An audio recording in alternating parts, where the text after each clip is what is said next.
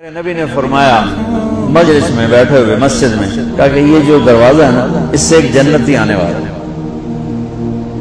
تو لوگوں نے دیکھا ایک مدینے کے مقامی آدمی ذرا بوڑھے وہ مسجد میں اندر آئے، داڑھی میں وضو کا پانی، ہاتھ میں جوتا، نماز میں شریک ہو گئے۔ اگلے دن آپ کی محفل تھی تو آپ نے فرمایا یہ جو سامنے دروازہ ہے اس سے ایک جنتی آ رہا ہے۔ تو سیم وہی آدمی اسی حالت میں انٹر ہوئے۔ اگلے دن ہوا تو آپ نے کہا اس دروازے سے جنتی آنے والا ہے، ٹھیک وہی آدمی اسی حالت میں انٹر۔ اس مجمع میں ایک صحابی بیٹھے ہیں، ان کا نام ہے عبداللہ بن عمر۔ یہ 1,24,000 صحابہ میں ان کی ایک اسپیشلٹی ہے کہ یہ سب سے زیادہ عبادت کرتے ہیں، سب سے اتنی عبادت کسی نے نہیں کی۔ ساری رات نفل پڑھتے تھے، سارے دن کا روزہ رکھتے تھے اور دن رات میں ایک قرآن ختم کرتے تھے۔ کوئی ہمارے جیسا اول تو کر نہیں سکتا، کرے گا تو چوتھے دن پاگل ہو جائے گا، دماغ خشک ہو جائے گا۔ اور انہوں نے نبھا کے دکھایا، رات پوری تہجد، دن پورا روزہ، اور رات اور دن میں ایک ختم قرآن۔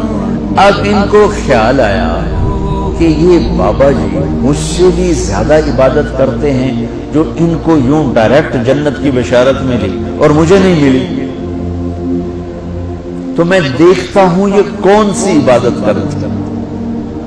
کیا یہ ساری رات سجدے میں پڑے رہتے ہیں، رکوع میں کھڑے رہتے ہیں، قیام میں کھڑے رہتے ہیں، کیا کرتے ہیں؟ تو ان کے پاس پہنچ گئے، چاچا کہ تھوڑا والد صاحب کی ناراضگی ہے، دور رہنا چاہتا ہوں، 2-3 دن ٹھہر جاؤں آپ کے پاس؟ ہاں ہاں ہاں بیٹا آ جاؤ آ جاؤ آ جاؤ۔ اب عشاء کی نماز کے فوراً بعد انہوں نے چادر اوپر لی اور چادر میں یوں سوراخ کیا اور یوں لیٹ کے دیکھنے لگے کہ اب یہ بزرگ کیا کرتے ہیں۔ بزرگ تشریف لائے، سرانے پہ سر رکھا، اللہم بسمک اموت و احیا، سونے کی دعا پڑھی اور تھوڑی دیر بعد خراٹے آتے ہیں۔ وہ بڑے حیران ہوئے، بھئی میرا تو خیال ہے یہ ساری رات سجدہ کرے گا تو رو رو مسلح تر کر دے گا، یہ تو خراٹے چون جانے نہ ہو جا رہے ہیں۔ اب وہ دیکھ رہے ہیں ابھی اٹھے گا ابھی اٹھے گا ابھی اٹھے گا، پھر انہوں نے کپڑا اتار دیا، ابھی سویا ہوا ہے۔ وہ فجر کی اذان پہ اٹھے اور ان کا دماغ چکر کھا گیا، بھئی اے کی بڑی تہجد دے 2 نفل بھی نہیں تو جنت دی بشارت 3 دن کٹھی۔ انہوں نے کہا کل دیکھوں گا، کل شاید کچھ اور کریں۔ اگلے دن آئے پھر اسی طرح یوں کر کے لیٹ گئے اور بزرگوں نے بھی یوں کیا اور بسمک اموت و احیا اور پورا کمرہ خراٹے آنا۔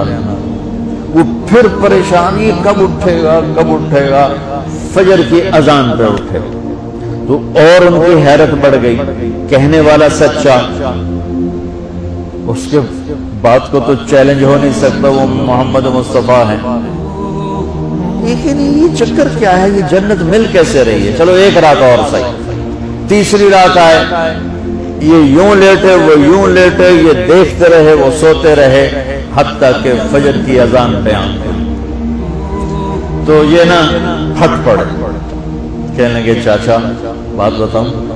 کہنے کیا؟ کہ میری کوئی جھگڑا نہیں تھا ابا سے، میں نے 3 دن مسلسل تیرے بارے میں سنا جنتی آ رہا، 3 دن تجھے اللہ کے نبی نے بشارت دی جنتی ہے جنتی ہے جنتی ہے، لیکن میں اس بات پہ حیران ہوں تو ساری رات سوتا رہتا۔ اس زمانے میں منافق بھی تہجد نہیں چھوڑتے تھے، فرض نماز تو فرض نماز ہے، منافق بھی تہجد نہیں چھوڑتے تھے۔ تو کہنے لگے کیا کرتے ہو؟ ساری رات تو سوتے گزار دے گا، کیا کرتے ہو؟ کہنے لگے بھتیجے جو تو نے دیکھا ہے یہی کرتا ہوں۔ اب یہ پریشان ہے کہ اللہ کے نبی کی بات کو تو چیلنج ہو نہیں سکتا، اور جس کو بشارت دی ہے انہوں تو فٹ نظر نہیں آ رہی کہ کیسے 2 نفل آج کہ نیک لوگ تہجد نہیں چھوڑتے۔ تو کہنے لگے اچھا چلو اللہ نے ایسا ہی، اللہ کی مرضی، اللہ کے نبی کی مرضی۔ یہ 4 قدم چلے تو آپ سننا، کہا بھتیجے ادھر آؤ، کہا بیٹا ادھر آؤ، آ گئے۔ کہنے لگے اب تمہیں اصلی بات بتاؤ، اب تمہیں اندر کی بات بتاؤ۔ انہوں نے کہا کیا ہے کیا ہے؟ اب وہ تیار ہو گئے کہ یہ کہیں گے میں 3 دن بیمار تھا اس لیے میں اٹھ نہیں سکا، ورنہ میں تو ساری رات سجدے میں گزارتا ہوں، میں تو ساری رات روتے روتے گزارتا ہوں، تو 3 دن میں بیمار تھا، میرے پیٹ میں درد تھا، میرے سر میں درد تھا، تو میں اٹھ نہیں سکا، ورنہ تو دیکھتا تو حیران ہو جاتا میری رات کیسے ہوتی۔ ہاں جی جی جی۔ تو کہنے لگے مجھے دیکھو یہاں ہاتھ رکھ رکھا، یہ جو دل ہے نا، دل اس میں دنیا کی کسی انسان کی نفرت نہیں ہے،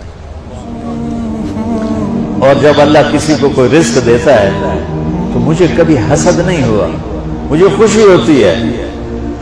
تو ان کی جو باڈی لینگویج تھی نا، حیرت میں ڈوب کے وہ کہتے ہیں ہاں بات ہے سمجھ آ گئی یہی سے، انہوں نے ایسا نہیں کیا، وہ کہنے لگے ہاذا ہوا، اچھلے اپنی جگہ سے، ہاذا ہوا، یہ چاچا اب سمجھ میں آ گیا، سمجھ میں آ گیا، یہی ہے جو آپ کا سینہ اللہ نے پاک کر دیا ہے، اس پر آپ کو جنت ملی ہے۔